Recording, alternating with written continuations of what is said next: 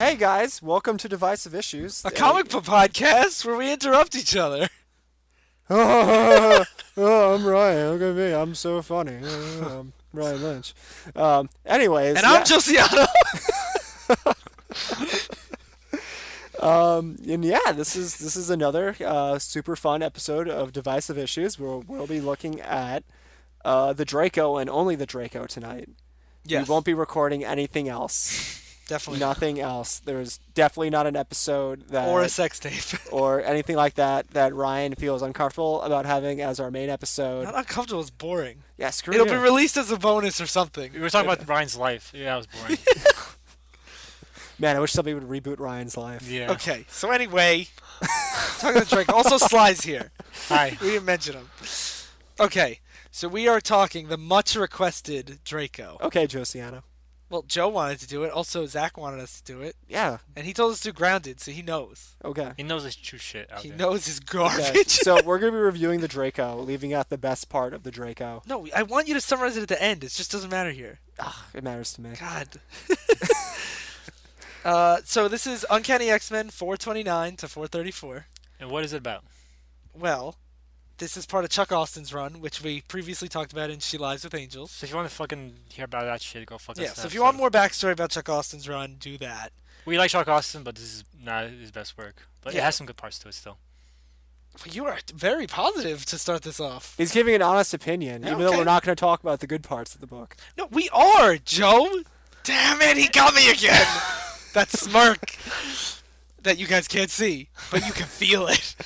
Okay, so this is where it's revealed who Nightcrawler's true parents are. Well, You know, that was an issue before. this is right after that. There's a prelude issue of Mystique as a Baroness trying to conceive with the Baron, but she's seduced by Azazel, and she gives birth to Nightcrawler, and that leads to the very famous scene you've seen somewhere here or another of Mystique giving up Nightcrawler as a baby. Oh, okay. Okay. So, if you care about Nightcrawler's parents, I guess, or you really like If you want to see Nightcrawler being conceived, that option is available to we're you. not.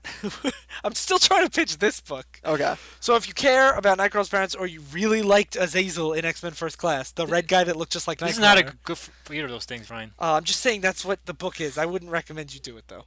No. So, you guys ready to get into it? Are we gonna give our thoughts beforehand? This book sucks. I agree.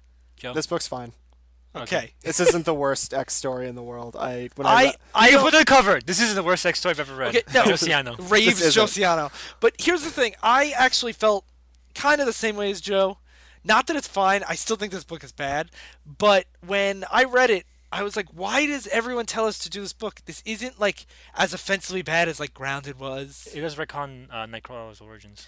Yeah, I guess. Which but, like, and also and in a really bullshit way, because there's always this talk about Nightcrawler. He's like, oh, even though he looks like a demon on the outside, and inside he's a pure heart. And I guess that's a part of the demon story too. But why fucking make him a demon baby? spoilers. Also, there is. I don't know why is Warren actually an angel? That's Yeah, that's true. What the There we fuck? go. Why is Iceman actually an Iceman? There is actually one behind-the-scenes thing I want to talk about before we get this, very briefly. Do you guys know how Nightcrawler was originally supposed to be conceived by Chris Yes. Claremont? I don't actually. You don't? I don't think so. So Mystique is Nightcrawler's mom, both in this original idea and here. And what was that character? It was Destiny. She has like the ability to see the future. She has the ability to see the future. She has no eyes. And her and Mystique were on the Brotherhood of Evil Mutants together. And Destiny was much older and a woman.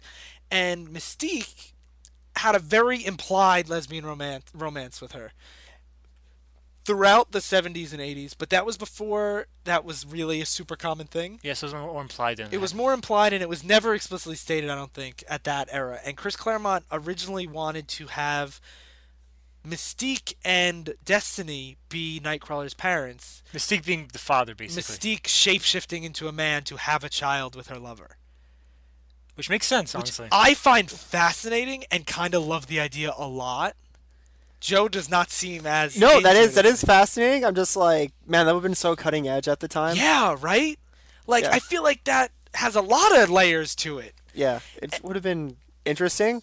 I don't ever want to envision that, but You don't have to... I don't want to fantasize about But that. My I would no, rather here's the have thing. that... I got a whole issue about Nightcrawler's actual parentage during this storyline. I would want a whole issue of that as well. Okay. Especially given at the time, it wouldn't have been explicitly shown because the early 80s didn't really have like raunchy. They don't have sex it now. scenes. You don't really have porn in comics now, Ryan. I guess. Not the comics I read. What are those Tijuana Bibles or whatever? But anyway, I thought that was a really cool idea, and I wish that Marvel let Claremont do that. Yeah.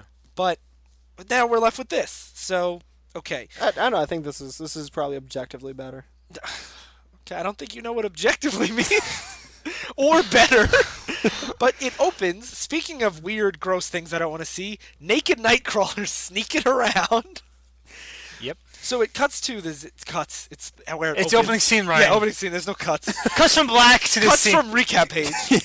The Xavier, Smash cut the from the Xavier recap. Institute for Higher Learning, home of the X-Men, early morning hours, and someone in the X-Men, either Cyclops or Iceman, because I can't tell the fucking difference. They with look these very costumes. similar in these fucking. Joe says they don't, but You whatever. guys are dumb. We're dumb. You guys are both dumb, and you can't distinguish who the characters were in trouble either. He. Cyclops Iceman has like fucking sunglasses on. He wears like black trench coat all the time. Like if Cyclops and him are standing next to each other, It's not a black trench coat; it's a blue trench coat. Yeah, Superman also has blue hair, right, Joe? No, He always looks like that. that's how you when? highlight black in comics, Joe. that's dumb. I know that's Yeah. how it always has been. So comics works, Joe. So Cyclops or Iceman is walking down the hallway whistling like an inept guard in the middle of the night, and Nightcrawler, naked, sneaks past him, and he's just like he kind steals of the X-Jet, I think. he's mumbling to himself, and he steals the X-Jet. Also, Phillip Tan does all the art, and I think Phillip Tan's art is awesome in this book. It's not terrible, but I do feel it goes overly detailed when he doesn't need to. There's a shot of a woman's butt, and it's like Oh, I know exactly he what panel you're scopes talking that about. ass like no one's business. I know exactly what panel you're talking about. It's really weird. It's like the Flash's butt in like every comic. Yeah. So Nightcrawler is stealing the X-Jet and holding his hands and screaming like Macaulay Culkin in Home Alone. And Wolverine notices. Wolverine notices. And it's also, there's these like weird ex-workers that I've never seen before that like run the cafeteria, I guess. They're on board. And they open the freezer and find that Iceman is like completely frozen through. And Yeah. that's the only reason I even mentioned them. And then it cuts to Iceman telling the professor that he had a secondary mutation and he's basically turning completely into ice. Yes. So he's like getting extra icy, I guess. So at this point, they're talking about the second-term mutation, and Iceman is like reserved, and he doesn't want to, he doesn't want to open up. Yeah, Angel's like, you should have told me about this. And Iceman's like, it's my right to tell you what I want to tell you about my body. Yeah, Well, and it's really weird. Yeah. And then Wolverine bursts into the room, and he yells in all bold, "Anyone here send Kurt on a mission?" Which, for some reason, that struck me as really weird. Especially since Kurt was like naked going on the X-Jet. Yeah, and Professor goes, "On a what?" Like, that's the weird part No, of I it. just think like this is Logan coming in from like a drunken stupor like the previous night. It's like, oh hey Kurt, and he's like, wait a second. Wait a minute. Did anyone send Kurt on a mission? On a what? It's basically Solid... I almost said Soiled Snack. Solid Snake is just like a sneaking mission, Metal Gear. A surveillance camera. Yeah. So, the professor reveals... And now, I haven't read the in-between She Lies with Angels and this, so I don't know if this is a long I'm not run familiar with of this. this. I think this is actually before She Lies with Angels. Oh, really? Is it? Yeah. Oh, wow. I didn't know that.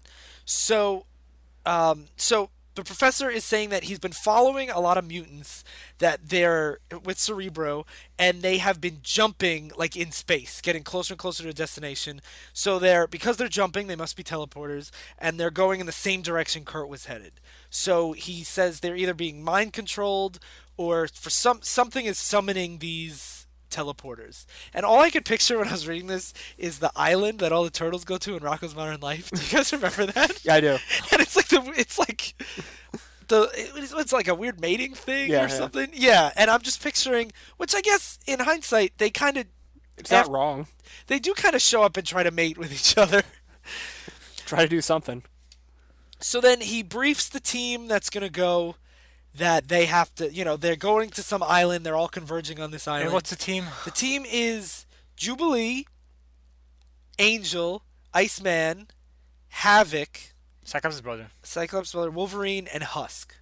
Husky was We talked main about her and character. She Lies with Yeah. Angels. Yeah. Breaking out the A-listers of this Does team. Husky even like show up in the rest of this book? She shows like every once in a while, and like, hey, I'm here, I exist. Same to Jubilee. Jubilee doesn't say anything until like part 3. I didn't realize Jubilee was in this. Me neither. I was like, wait. Yeah, Julie's a part of the run, but she doesn't really do much in the run. But it was nice because it gave her a home and it kept her character from disappearing in Yeah. the Morrison era. Yeah, but that's what happened to a lot of characters. No, that's happened to a lot of X characters. So it was Yeah. nice that she wasn't gone forever. Yeah. Like we've seen a lot of, we've all read a lot of X-Men. There are a lot of status quos where once the new status quo comes into place, Yeah.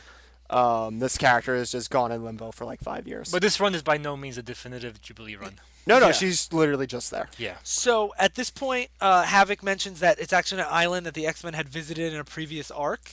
Yeah, the Dr. Moreau Island. Yeah. Oh, this is Dr. Morale? No, It's a civilization of mutants that live on this island, and they were there, I guess, earlier in Chuck Austen's run. I don't know. they Havoc and Polaris go on like this expedition. And he said they went there find with it. Nightcrawler, and Yeah. he wonders if that's why Nightcrawler went with them. Yes, Polaris, by the way, is Magneto's daughter and has magnet powers. And Yes. she has green hair. Yeah, and is Havoc's ex-girlfriend. Yeah. And She's having a rough time at the point of the story. And I mean former girlfriend, not like X-Man ex-girlfriend. yeah. That's awesome. So at this point, it cuts to someone who looks just like Nightcrawler, but with like Beavis and Butthead hair in swim trunks. And It's Abyss. He's like a guy who has portals inside his body. was he a character before this? He was like in Age of Apocalypse, I believe. Yeah. Oh, okay. Okay. Yeah, I remember him. And Kurt lands, he's on a beach somewhere, and everyone's like, it's a mutant, run away! Why is he just standing there drooling and looking out into the sea? And then Nightcrawler lands, and they just stare at each other for a couple panels. Yeah. It's kind of Dreamily weird. into each other's eyes. Yeah. And nobody says anything, and it's weird, and the sexual tension. It's like Batman and Superman all over again. And now it cuts to Havoc and his, I guess, girlfriend at the time. So at the start of Chuck Austen's run, Havoc is in a coma, and Annie is his nurse. She's a human.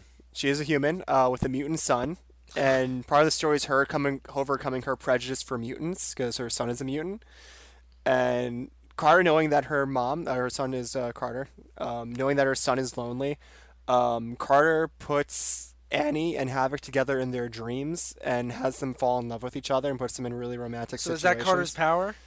He's a telepath, Carter. Okay. So he has his mom and Havoc kind of meet up in dreams and fall in love with each other. While 'cause he Havoc's knows still in a coma? Yeah, because he knows they're both in love. So Annie's like, I must be going crazy. I'm having was it like Nightingale syndrome where you fall in love with your patient? Okay.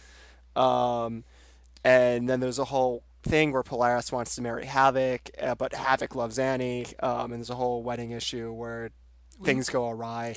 Long story short, Annie and Havoc are together. We mentioned in the last part that Marvel told Chuck Austen to write Soapy, and the Annie Polaris Havoc stuff is probably the most Absolutely. Soapy. Now, the Yeah. reason why I actually wanted to go into this kind of detail about it is because this actually comes up a lot in this book. Is Polaris a bad guy at this point? She's kind of mentally She's had a unstable. nervous breakdown, Yeah. Because as you'll see in this. She goes crazy at the wedding Yeah. So when she's Havoc someone... leaves her at the altar. Okay. Like most of Magneto's children, like Quicksilver and Scarlet Witch, they have a habit of going crazy and doing evil things. Yeah. She has a nervous breakdown at the wedding. She knocks out She was people. possessed by somebody for like a decade. Yeah. Yeah.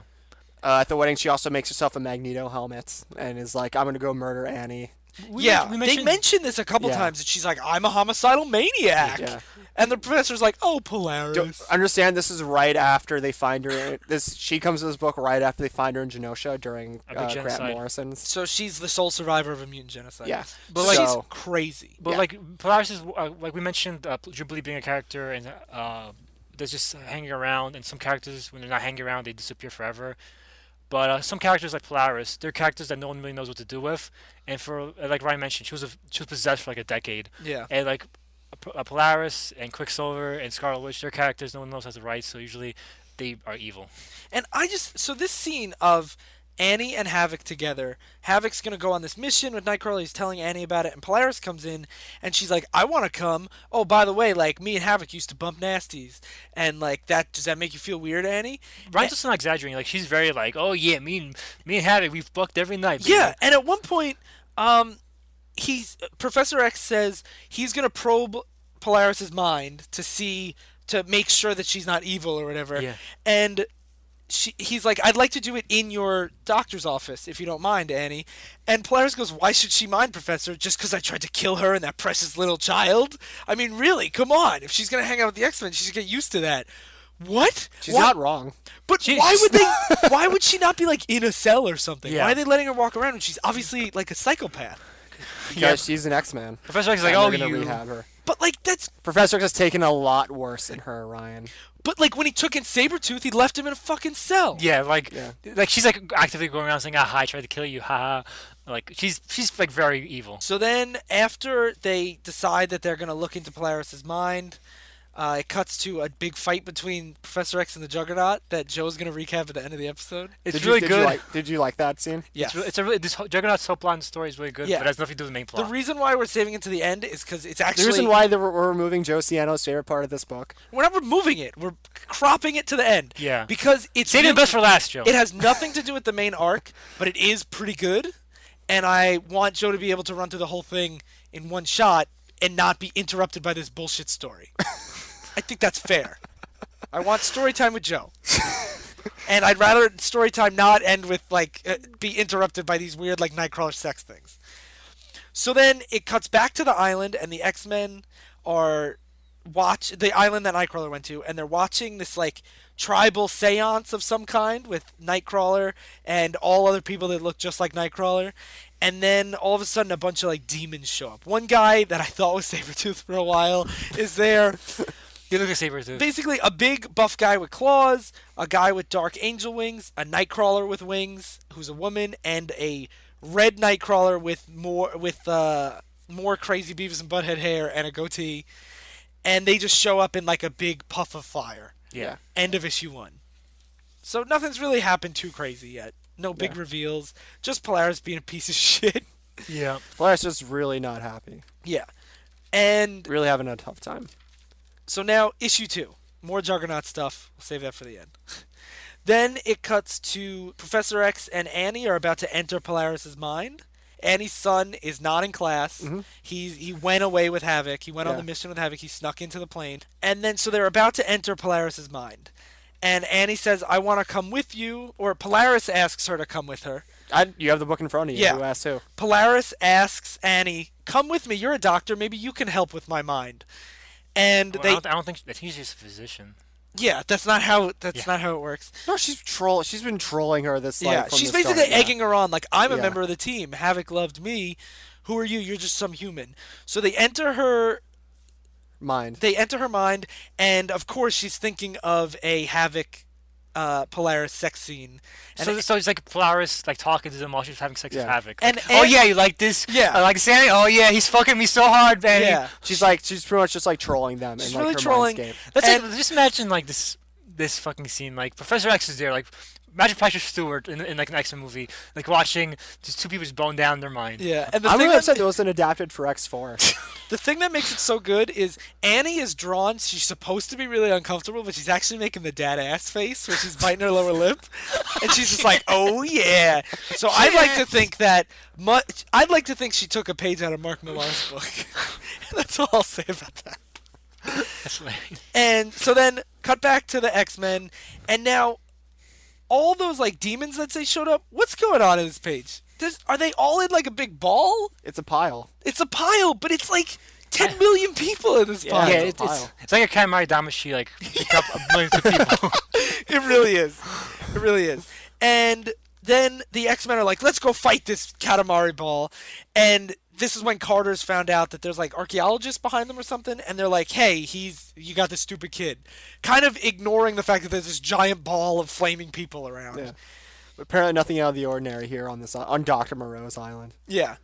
They go deeper into Polaris's mind. And Back at the X-Mansion. yeah, back at the X-Mansion. There's a lot of cuts. All right, for the record, any time until we state otherwise, Polaris and Annie and Professor X are at the X-Mansion. Yes, because it cuts like every yeah. 2 pages. Yeah. Yeah.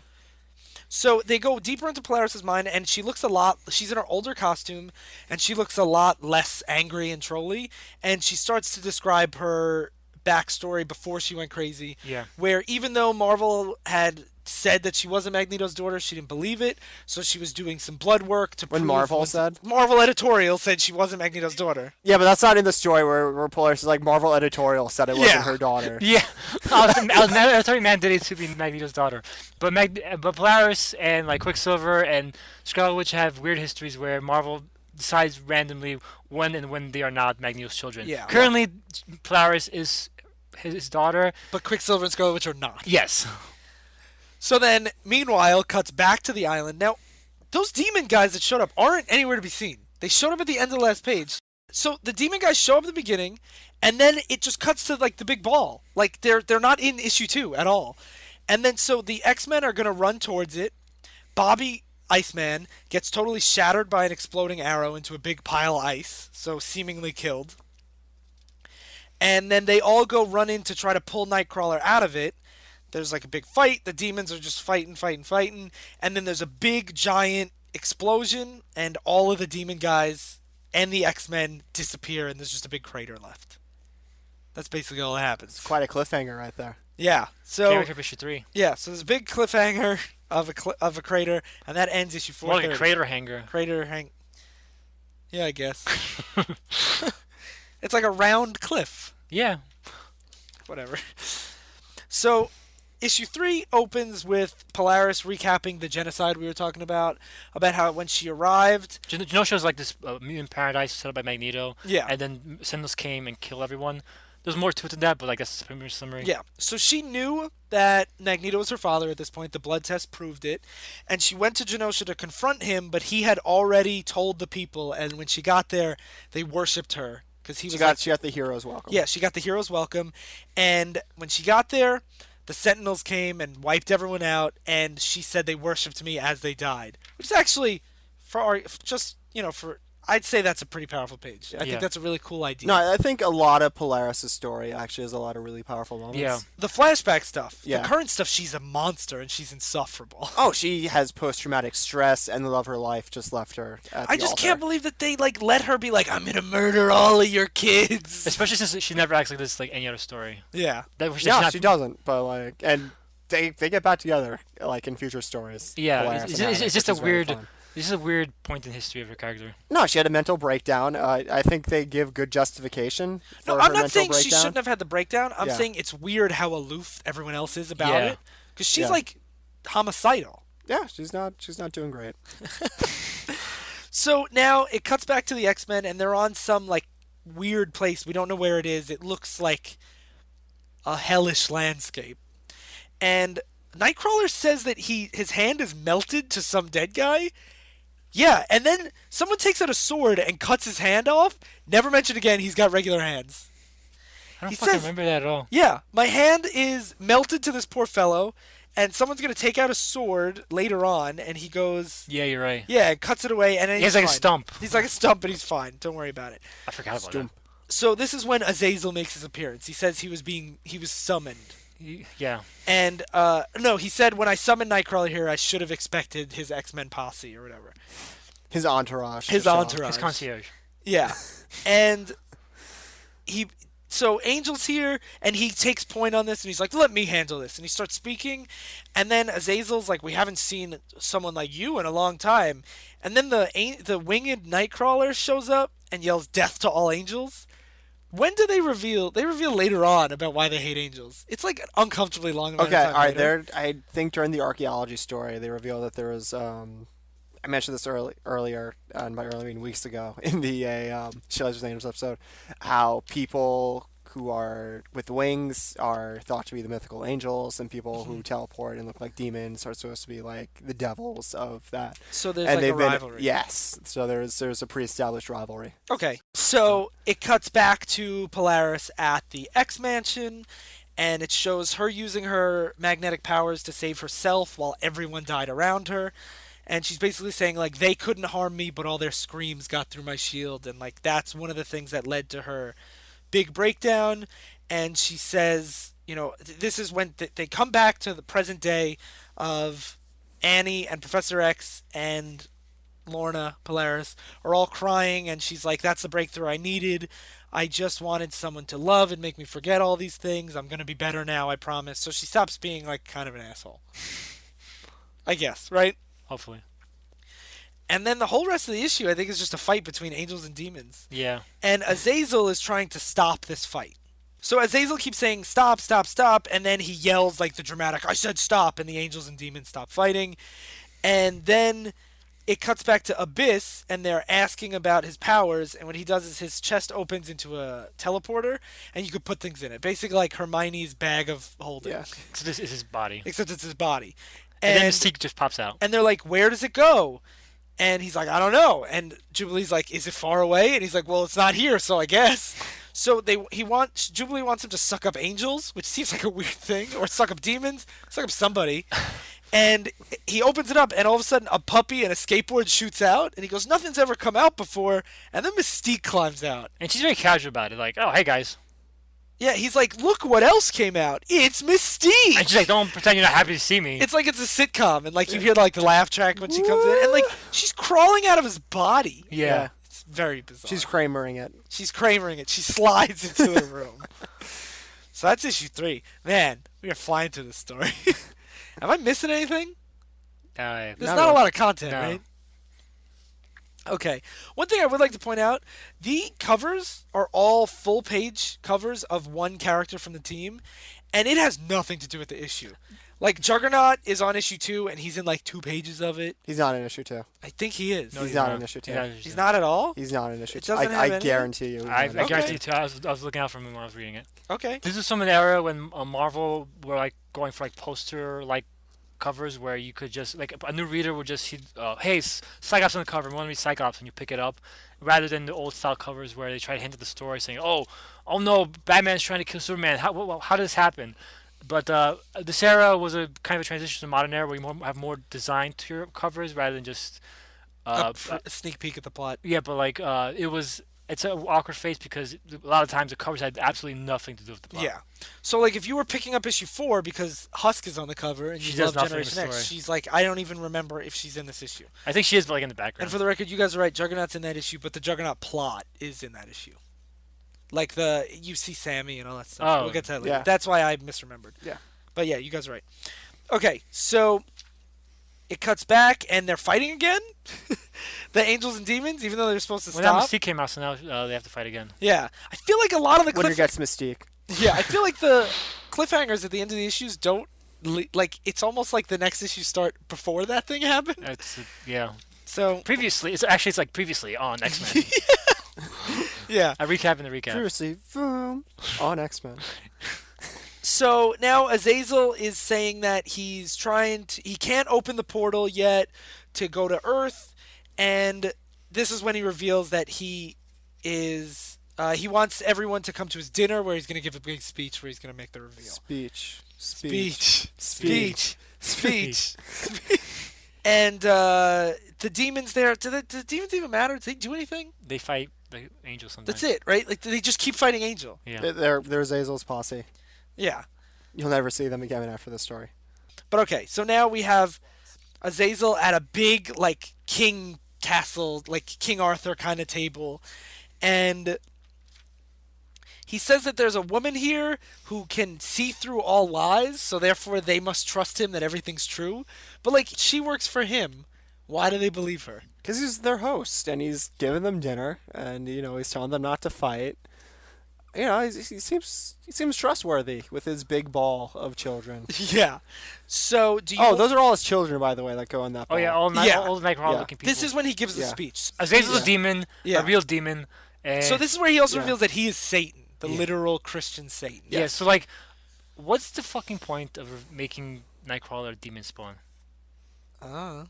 Like, why? Puts his religious, test to the faith. But, It like, does put it. They could tell an interesting they don't story really about bring- his Catholicism. They don't really bring it up. They don't bring it up at all. So this is So- where they bring up that, like, his stepmom, the gypsy that raised him, also had sex with Azazel.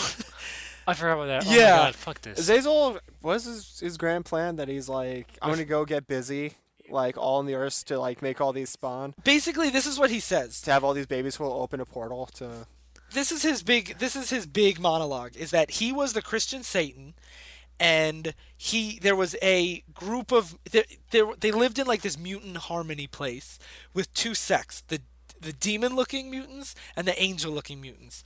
And Azazel was like fucking everybody or something. He was doing bad shit, and the angels banished him from this island. So they're saying that this island dimension is actually, is the literal hell that the angels banished him to, and that's where Christian mythology came from. So he's thousands of years old, and like he's what inspired the Bible. And he basically his plan is to trick people into summoning him, like tricking wizards to summoning him so he could come in and fuck them and make babies, and then when enough babies are made, he will summon them to the island and use all their teleporting powers to get back to his Earth. Which is a crazy plan. Man, remember when he shows up with pirate ships in Jason Aaron's Amazing That's X-Men? way more fun. No, I just think he just has these crazy plans where, like, I'm gonna go around, like, fornicating with ladies to make babies to open a big portal, and then it was like, now I'm a pirate. So, I love that a lot. That's really making me appreciate that arc more. What do you guys think of this plan? The pirate plan or this plan? This plan. That's stupid. He's going for it. He's put a lot of work into He's this. very patient. I'll say that. Okay, so you guys ready for issue 5? Absolutely. Okay, so more Polaris stuff. Oh, I was wrong before. This is when it's revealed that Carter's with Havoc on the mission. Okay. So now Annie, Professor X, and Polaris find out for the first time that Carter, her son, is actually in danger with the X-Men. Yeah. Then, oh God, I hate this page. So they have saved Iceman's head, and he's still alive.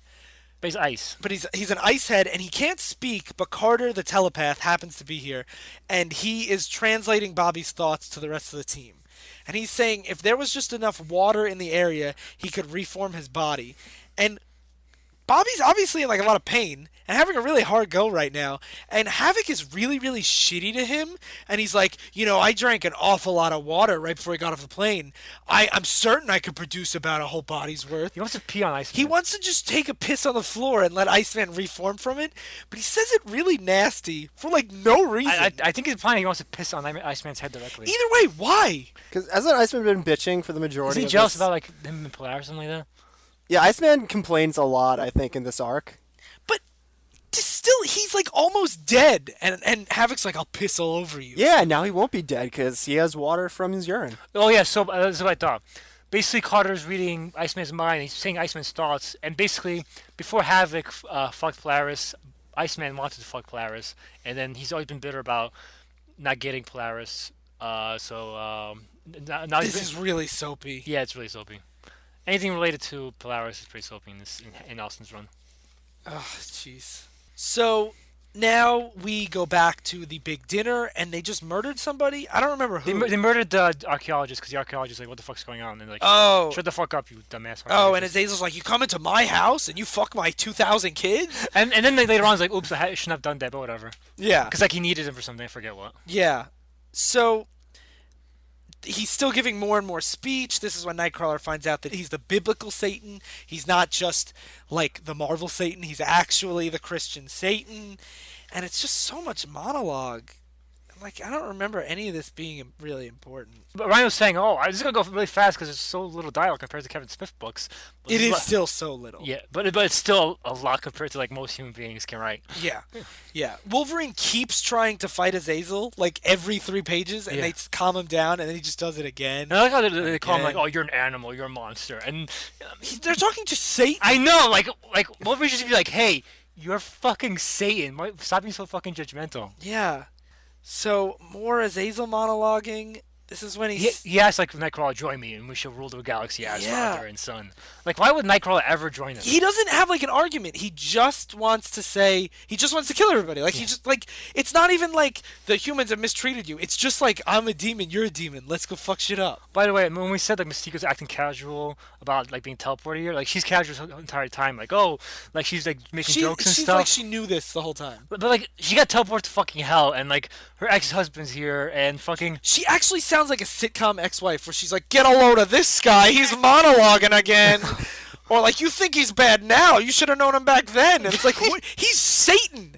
he's Satan, and you're like, yeah, what a wordy guy, right? Like, you're telling a fucking story about, like, one of the X-Men being the son of Satan, and this woman fucked Satan, and she like a fucking sitcom. Yeah. And this is also where he reveals that Abyss's teleport powers lead him to hell, and that when Nightcrawler teleports, he's going through Azazel's like dimension, so he's like been watching him his whole life. And then, even though he doesn't give an argument, Nightcrawler like seems to almost consider it, where he's like, "No, I'd rather be home, but I feel myself beginning, but my body just trembles as if telling me I'm already where I'm trying to go." And he's like, "Yes, it's a feeling I know well." Like, why? Because the plot needs to have some tension, and if Nightcrawler... But like, did anyone really think that Nightcrawler would side with Satan? Nightcrawler's like the most lawful good character that X-Men have. I should clarify, do you want some tension without any actual effort at making it believable? I think that's fair. And then Polaris opens up Abyss's chest. So Polaris is now looking for Carter with Professor X and Yeah. Annie, and she's basically saying like, Annie, you could just stay home. And Annie's like, this is my son. Like, I am committed to this. And she feels where the portal is With magnetic powers. with her magnetic powers, because that's how rifts in space-time By the work. way, magnetism... Both Magneto and Polaris do the most bullshit thing with their magnet powers. Like, Yeah. And the last page of the issue is this bizarre page where it's Abyss, like his hands and legs like Rayman, Yeah. like detached from his body while there's a big like black hole in his stomach with Polaris inside going, "Hey, what's going on in there?" And like they can see that it's somebody's body. Yeah. And they're like, what are you talking to Satan for? That's crazy." And that's the end of issue 5. So now one more issue left. One more issue. How do you feel about it so far, Joe? It's fine. It's fine? Yeah. That's all you have to say? Defend it. Um. Aside from the Juggernaut story, Okay. which we will definitely get to because it's actually great, It's Okay. really good. what's fine about this? And And I'm not like putting you on blast. I really like. What's fine about I this want a little fucking more asshole? back and forth. Let's go. Let's go. I don't know. It's tough because I didn't get a chance to reread this before we recorded this episode, and I haven't read this in like 2 years. Okay. Strong defense. I literally can't argue that. Okay. All right. Here's the thing. I don't remember what happens. Raves, Josiano. No, I remember what happens, but like, I found the Polaris parts to be engaging. They were. Okay, yeah, I'll give you that. I thought for the sure. subplots were the strongest parts of the book. Absolutely. It was nice to get backstory on Polaris, about like why she's crazy, why she's so upset. Uh-huh. And I kind of looked at her wanting to get back with Havoc as her trying to get her life to go back to normal, like the way it was. Back when things were good for her, when she Yeah. was dating Havoc. And I got that totally, and why she has this big mental breakdown, and why she's so angry at Annie from taking away like that last bit of normalcy from her life. I like Xavier in the story. Yeah. I think Xavier's he's handled, good, by the way. Yeah. he's handled really well in Chuck Austen's Yeah. run. I enjoy his characterization. This was a good time for Xavier. Yeah, it was. Right before things. I feel like this era of X-Men is Xavier's kind of last hurrah. Yeah. Yeah. As In a a lot good of guy. ways, unfortunately. Yeah. Uh, So I like the peeing on you line. I laughed hysterically when I read that the first time. seeing Joe raffle like, oh, he's talking about pee-pee. He's gonna urinate to make him a new body. I'm like, I asked him to take the deal. You're just ahead right now. You Hey, could be I so pay much good more. money to get that same kind of treatment. So basically, you're saying the not Draco parts of the Draco are great. It's because I don't remember the Draco. Well, it one. reminds me a lot. No, they do. I remember him talking for a very, very long time. Yeah. The plot was kind of straightforward. We don't even know what kind of threat Azazel is, to be honest. Yeah. Like, Yeah. is he gonna come to Earth and then get like destroyed by the Avengers? Is he gonna fuck everyone on this planet? That's what I'm wondering. Like, Yeah. the only thing he's done that's really menacing is fuck a bunch of women. In a sex-positive world, that shouldn't be an issue. Yeah, I don't know why we're slut shaming him. If well, it's because he then abandoned his children. he He's he a hits bad it and dad. quits it and leaves them with children. Who knew Satan was a bad dad? Yeah. So I think what that reminds me of a lot of She Lies with Angels, though, where we felt like there was actually a lot of good character work, but Yeah. the overall plot was stupid. Yeah. I feel like this has some good character work, but the overall plot is stupid. It's just, and this is kind of the combination of like a lot of his subplots, this arc. But yeah, I remember this ending, the actual story, when I got to see this is going to end really abruptly. Yeah. really, really abruptly. So after like 3 issues of monologue, we're up to issue 6, Yeah. the final issue. Now there is an artist shift. Goes to Takeshi Miyazawa. Oh, by the way, we should Yeah. mention Udon did the last coloring. It's some other studio this time. Avalon Studios. Yeah, so it's another generic. No, Avalon has covered the whole thing. Colored. Yeah, I know, but like I mean, in general, this whole entire run was like pretty much like covered. There's like an era where they were relying on just like studios, generic. We studios. talked about that a lot in Yeah. the She Lies with Angels I know. issues. I bring it up episode again. 2. No, I'm saying like yes, you Yes. are correct. I agree. So now we're back to Polaris.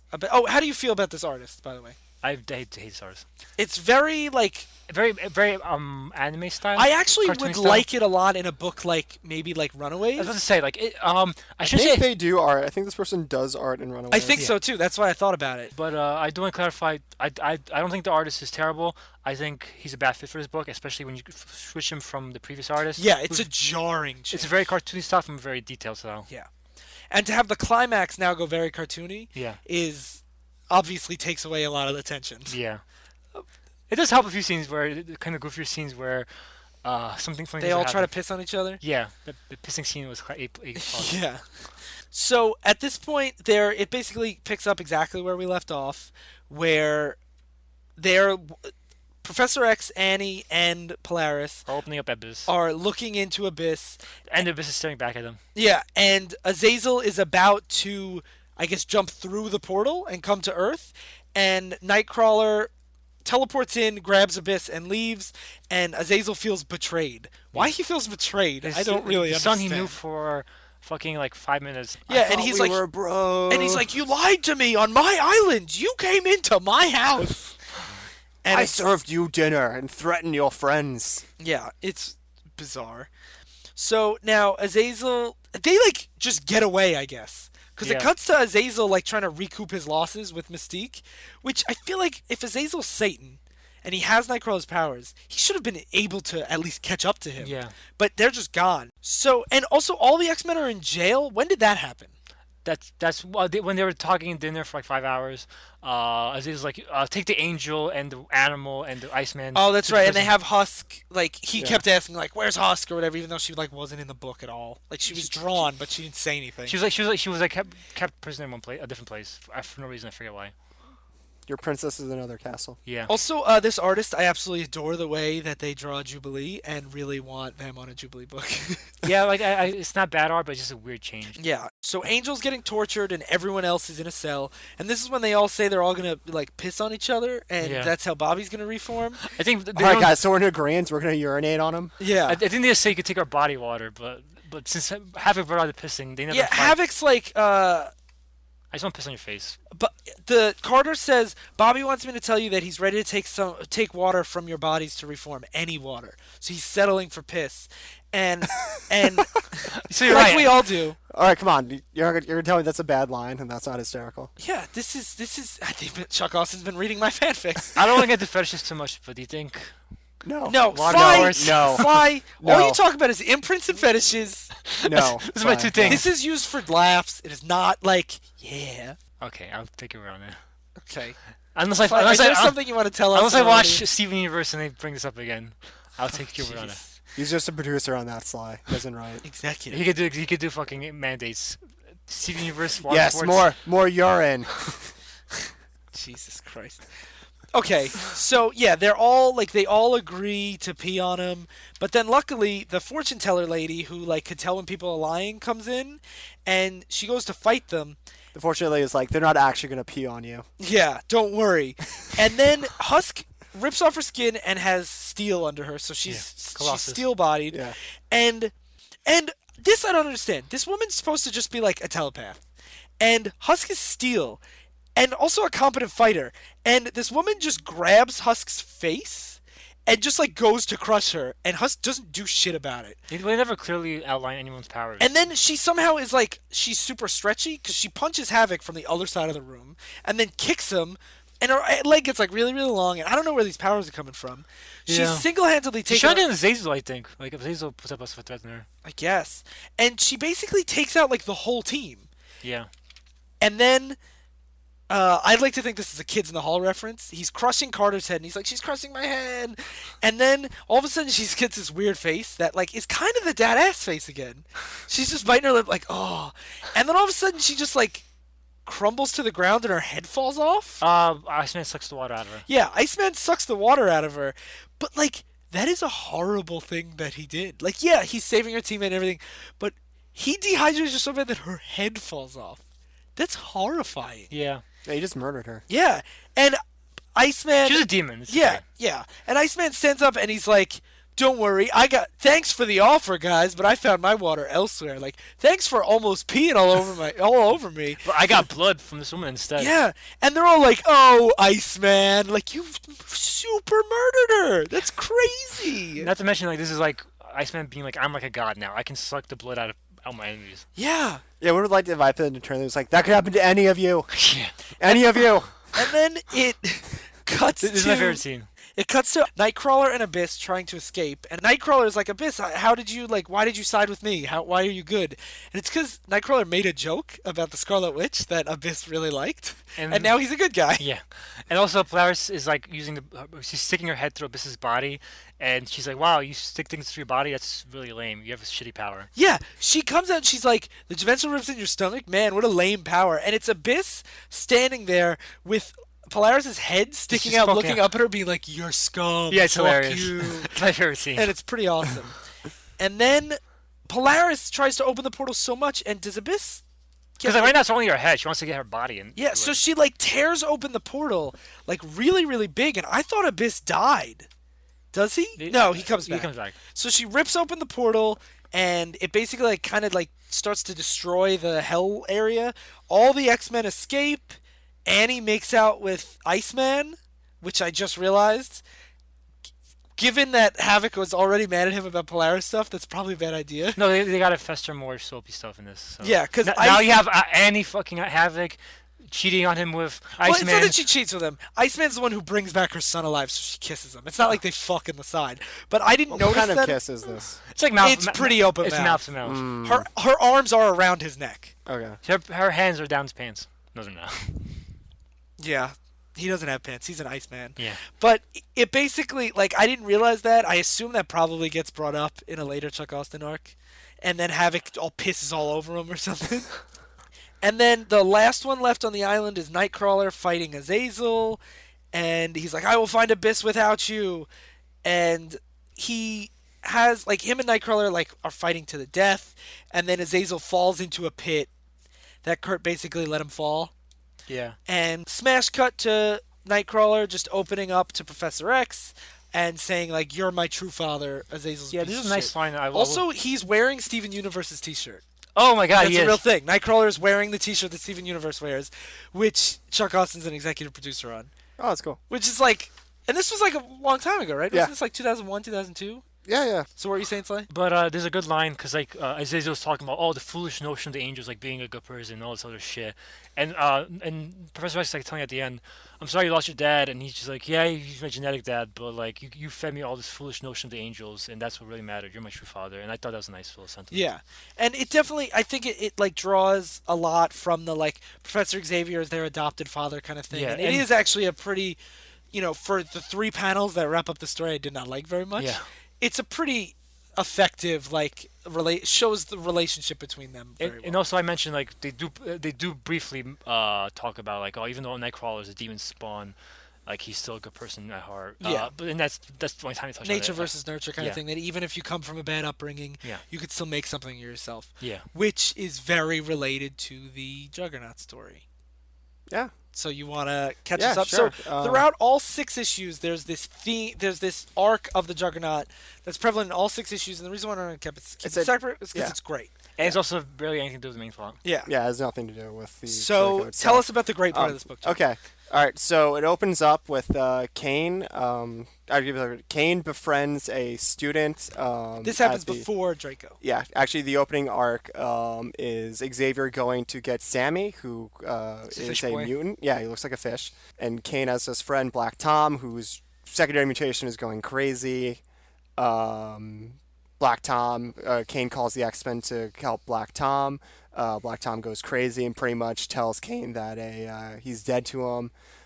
Kane falls in the water, and at the time, Juggernaut's powers are on a lull, so he can pretty much die. And Sammy dives in the water to talk to Kane. He's like, "Listen, there's a guy up there.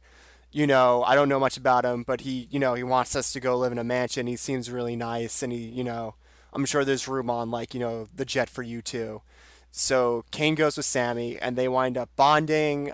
Both come from abused households. Sammy's dad would beat him a lot. Kane also comes from abused home, but they wind up bonding over that. And there's an arc where it's right after Riot at Xavier, where pretty much the New York governor's like, the school's unsafe. Plus, Xavier has been answering Sammy's mom's requests regarding her son. So Alpha Flight, which is the Canadian super team, comes to pretty much remove all the children. Fight breaks out between the X-Men and Alpha Flight, and Sammy goes back up to Canada. Yeah, and that basically brings us up to the Draco, right? This does, pretty much. There's other stuff before that's whole Sammy and Juggernaut's arc. And Kane wants to go see Sammy. And Xavier's like, "You're too dangerous." They have a restraining order. You're loose cannon. Give me your badge. Essentially, I don't think that's wise. And Kane's like, "That's garbage. Let me go take an X-plane." And it kind of spirals down into this whole conversation about Kane's abused childhood, and his whole relationship with Xavier. And it's the first time where they really talk about growing up together. Yeah. And how Kane was kind of an asshole, and he resented Xavier because Xavier would walk around in his mind. And also that Xavier never did anything to protect Kane from his abusive dad. And they have a really great back and forth where Professor Xavier is like, "Well, you were bigger and stronger than me. Why didn't you do anything with your gifts?" Yeah. And it's really cool because they both blamed themselves for the preference that Charles got. So Charles was like, "I always blamed myself, so I felt like I deserved the abuse I got."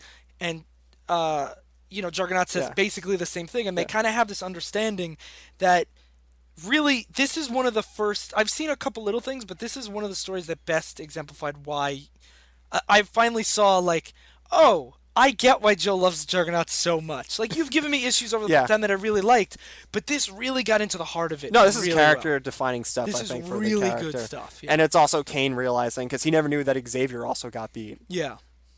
So it's them coming to a mutual understanding with each other. It's really, really powerful stuff. Yeah. And for the record, during these scenes, Juggernaut is not in the big stupid condom head thing. The helmet? Yeah. You don't like the helmet? It's pretty silly. No, it's awesome. Fuck you, Screw Ryan. you. Yeah, I'm with you. Screw you. Are you kidding me? Okay, you're gonna tell me these scenes would be fine if he was in that big dopey helmet? Why would he be wearing it? He's not fighting anyone. Yeah, I'm saying he's not protecting his mind from But I'm saying attacks. when we're talking about the Juggernaut, I want to make it clear these are very personal, non-superhero scenes. You can say any superhero. Any I superhero. agree. If you're fucking how many emotional scenes does Iron Man have? No, with I the agree. helmet on? I'm saying that that is a strength that even though Chuck Austen has these we talked about in She Lies with Angels, these big stupid superhero things where there's big mech suits and everything, he still does do the quiet, out of costume moments very well. Yeah, no. Absolutely. So, I didn't know you guys love the Juggernaut costume so much. It's iconic. It's great. Yeah, it's fucking iconic. I think it's really dopey. But that's whatever. It's not important. All right, so I think issue 2 is we see Sammy on his own, and it's him kind of back in Canada. He's being bullied again. Beaten by his dad. His dad's yelling and being abusive. Real piece of shit. This really, scumbag. I think he accuses his wife of cheating on him because there's no way in hell he'd ever have a mutant son. She quietly says to herself "I wish I had," because anyone would treat me better than him, kind of thing. So issue 3, I think, is that Juggernaut and North Star in the plane? Yeah, they're together. Yeah, that's North Star, by the way, is this scene is a little cringeworthy in my opinion. But North Star is a gay X-Man with super speed and flight. Yeah. Yeah. So they have a conversation. And why did he go with him? Because he can pilot the plane, and he wasn't being used at the time. Yeah. They have an interesting scene. It's a very honest scene as Kane, someone who hasn't interacted with a lot of homosexuals, has a lot of misconceptions. Yeah. Is the dialogue cringeworthy? It's not the best. It's very atypical. He's basically like, why don't you just like girls? And it does. It'd be easier if you like girls. Yeah. Yeah. And I understand what Chuck Austen's going for, and I actually do really appreciate the sentiment of having because that is, people say stuff like that all the time. Yeah. And Kane is always supposed to be kind of like a meat-headed guy. Yeah. So like I really understand this, but it did get a little PSA for me, Yeah. where it was almost like he was like, well, you see, like, you know what I Yeah. mean? Like it Well, felt, some people like different genders. yeah, Kane. like it felt a little like that. But I do really appreciate what he went for. I think he does Yeah. succeed. I understand that, like, at the time, I think North Star is really, like, one of the only gay characters in Yeah. comics. No, He's still one of the it's few- the Yeah. same way. I've read lots of comics, Yeah. like especially in the like the early '90s when they talk about like, you know, like Pied Piper has some scenes with the Flash where it's like, okay, Yeah. and this is more nuanced than most of them, but Yeah. there was still a little bit of that like, Oh, no, after School totally, but, Special like, kinda feel. It was informative also being a good character exchange between the Yeah. two characters. Yeah. And I like that you had someone who didn't understand being, like, Yeah, understanding. Like, it was. yeah, and it was a nice. conversation Yeah. we've all seen, like where North Star points out the hypocrisy that like Juggernaut is trying to convince him why he's attractive. So he's like, I clean up nice. Like, well, how come you're not attracted to me? But he also doesn't want him to be attracted to him. Yeah. And it's like, it's a very true. The catch-22. Yeah, the catch. Yeah. I think he calls it a catch-22 Yeah. in the book, and he says like, you know, so you're like kind of a homophobe, but you would feel good if I was attracted to you. And even Juggernaut's like, I don't know, I guess. And like that is a true thing. I That know is a lot of people like that who are like, Yeah. I'll be flattered if you like me, but please But don't like me." ew. Yeah. Yeah. Yeah. And it is. The more I think about it, the more it is a pretty good scene. Yeah. I think in the same issue, Sammy gets into a fight with the bullies. Yeah. They beat him up first, but then They he fights beat him back. up, and then he winds up fighting back. And this is one of my favorite scenes in the book. Is during the Canada fight where Juggernaut's fighting Alpha Flight. Him and Sasquatch are brawling with each other, and it's so extreme that like they're both winded, and Sasquatch is like, "Give me a second, let me catch my breath." And Kane's like, "I stop for no one. I'm Juggernaut," and barrels him through like a tree. And then you have Sammy emulating that, which I thought was really powerful because that's something little kids do is Yeah. they emulate their heroes. Yeah. And it shows the parallelism a lot, where you always see the little kids like, I'm Superman, or like I'm Batman, or like I'm Captain America. But seeing a character that's more gray area, Yeah. like Juggernaut, like at this point he's basically like an anti-hero kind of Yeah. character, and seeing that Sammy, even though he was in the X-Men universe, related the most to Juggernaut because of the stuff you said at the beginning of the plot synopsis. Yeah. Like, I think that that's a very effective way to show what Juggernaut means to this kid. It reminds me of the abused kid in Grounded, waiting for Superman to come. But now, like, it's to me so But it's much. not Superman, It's not though. Superman. It's the Juggernaut, and Yeah. that is like such a cool thing. Yeah. Kane gets there, and it's funny because it's not his dad's about to beat Sammy because Sammy comes back all bloodied and beaten up. And Kane, Did he hit him earlier in the story? He did hit him earlier. Yeah, Yeah. right. but like he's mostly beating Mostly the from the crap up kids. from the Yeah. bullies. Yeah. So Kane gets to the doorstep and he sees that Sammy's just like this bloody, bruised mess. Before he sees him, though, Yeah. both of his parents are like, "You can't be here. You have to leave." And he's Yeah. like, "I'm just here to check up on Sammy." Yeah. And then he sees him as the Yeah. bloody, bruised mess. And does he throw the dad through the house? Yeah, he does. Yeah. Yeah, He goes crazy. Yeah, he throws the dad through the house. And who shows up but Alpha Flight? Well, and- the mom calls them. Okay. She has like a Alpha like Flight a. signal. It looks This like is why a you should garage let me door read the opener. book. You know what? I'm kidding. Relax. You fucking dick. But yeah, so Alpha Flight comes on the scene, and they wind up brawling and fighting, and they're destroying the house. It is like a full-on fight. Superhero fight, and Kane is relishing in the fight, but he winds up stopping once he sees that Sammy is freaking out, and he's not. Well, not just that. His mom gets like really hurt. Oh, damn it! Yeah. Does she die? No, she doesn't die. Okay, so she doesn't gets die. really fucked but up. he thinks she's dead. Okay, can you go over that part so I don't sound like an idiot? Yeah. So I don't sound. The mom gets crushed by like a fucking The building. mom, the house like collapses on the Okay. mom, and Sammy's like, "Mom, mom, mom," and at this point, Alpha Flight is like, "Come with us, Sammy," and he's like, "No, Juggernaut would never hurt us." Yeah. Like, and they're like, "Well, look what he did to your dad," and he's like, "Yeah, but he would never hurt us." Yeah. Like, he Mom. basically has this understand. He like tries to. Kane's his hero. Yeah, His he's hero's basically not- saying his like, hero's- "No, my dad's Yeah. the bad guy here. Yeah. Kane's the good guy. He's saving us," and it's a very powerful moment. Yeah. And then at this point, the dad is like totally decimated, and they're just destroying stuff and fighting for the sake of fighting. And Sammy, basically in front of his mom's body, is like, "Kane, please stop."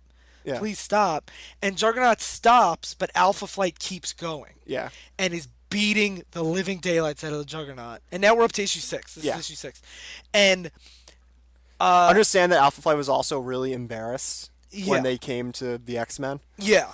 So Sasquatch is really out for blood. Yeah, 'cause he's really Kane, pissed off. Yeah. Yeah. Kane So beat the he's crap like, out of him. and I think, yeah, so they're like beating the shit out of him, and they're like, he's not even fighting back, stop. And they Yeah. go so far, and Kane looks as bloodied and bruised as Sammy did with Yeah. the bullies. And he looks kind of defeated inside because I think he knows he let down Sammy. Yeah, that's exactly it. And I see the parallelism between Kane here and Sammy with the bullies. Yeah. Went before he stood up, but it's kind of a reverse where he Yeah. started by standing up, and now he sits back, he lays down. Where it's the opposite of Sammy. Where Sammy stands up and knows he's in the right camp, Yeah. stands up, and he winds up in the wrong. And to me, I took that as like a big metaphor for what they meant to each other. Yeah. Where Kane gives Sammy strength and Sammy gives Kane humanity. Yeah.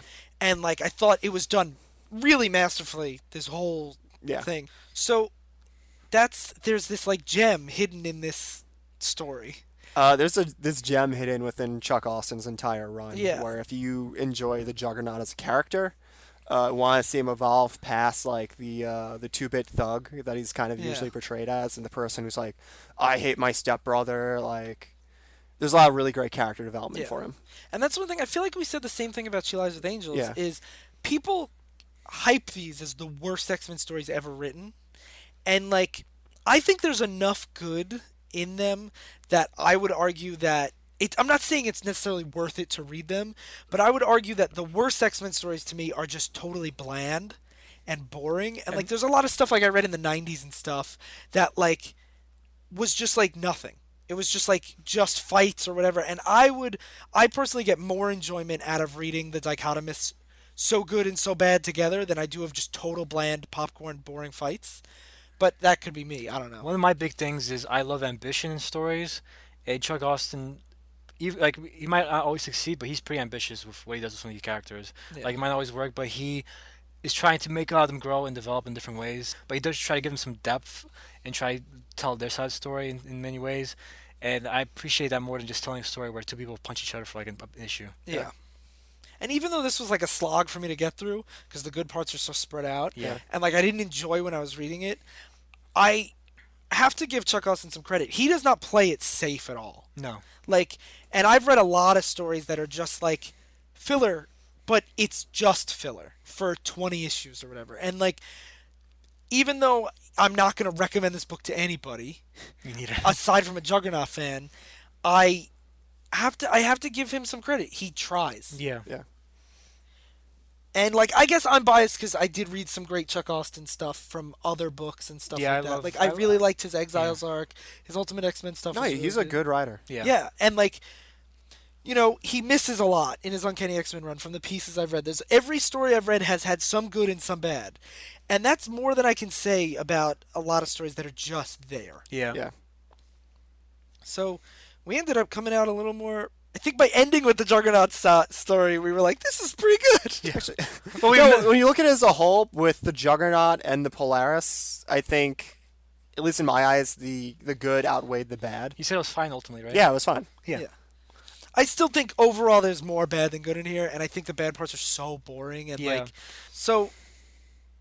I guess very mixed. You're very mixed. Qualified. Yeah. With a It's, fine from Joe. Very it goes from good divisive. bad to bad bad. Yeah. I mean, it goes from good to bad in the same issue. Would you say bad to good? Yeah, good bad to bad bad. There are elements of Bad. there are elements of so bad it's good. There's elements of so bad I want to die, and there's Yeah. elements of this is really great Yeah. in every issue. I agree. Cool. Yeah, there you So go. we don't have any letters. Recommendations? So hold on, I gotta give the plugs. Okay.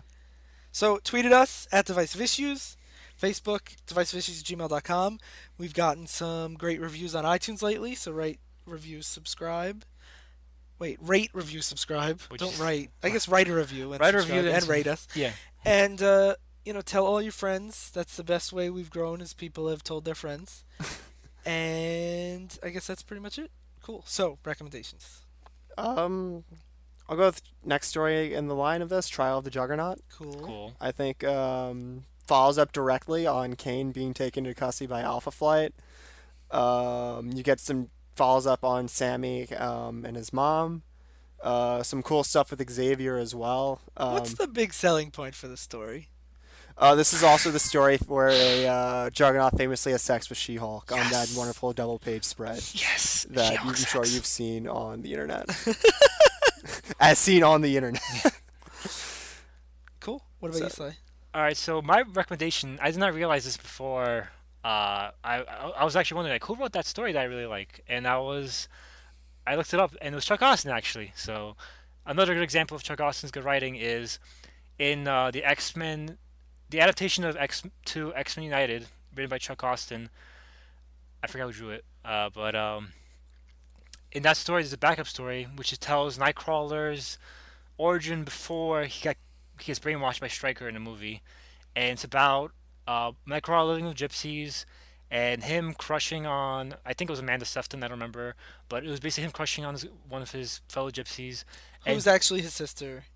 But like basically, and he's like, I like you, and she's like, no, you're a fucking demon-looking monster. And basically, like the story is about like Stryker kidnapping. God, I'm getting flashbacks to middle school. That happened to me every day. And basically, it's about Stryker taking Nightcrawler. Spoilers if you saw the fucking movie. But like, and basically she's It like, came out like a decade ago. I think we're fine. yeah, and basically she's like, wow, like he was like the nicest person I ever met, and like the most human person I ever met, and just because he looked weird, I treat him like shit. So it's a fantasy story because that second half never happened. Yeah. In the school dances. But yeah, it's probably one of my favorite Nightcrawler stories of all time. That's awesome. Yeah. My recommendation, I was originally going to recommend Steven Universe, but everybody already knows how great that is. So I want to recommend a newer X-Men book that I feel like is similar in idea to Chuck Austen's run of like maybe a little more character driven. Marjorie Liu's Astonishing X-Men, which is I think the most underrated X-Men book of all time. She did an absolutely amazing job. And she actually Did told you say she did an astonishing job? Yes, she did.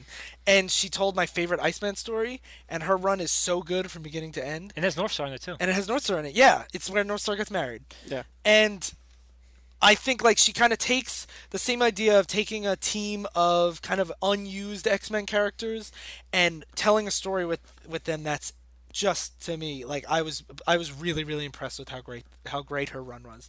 And I'm still so sad that she doesn't have an X-Men book right now.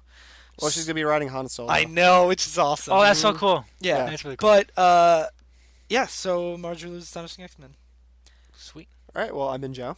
I've been Sly. and I've been Ryan. All right, everyone. Stay in continuity.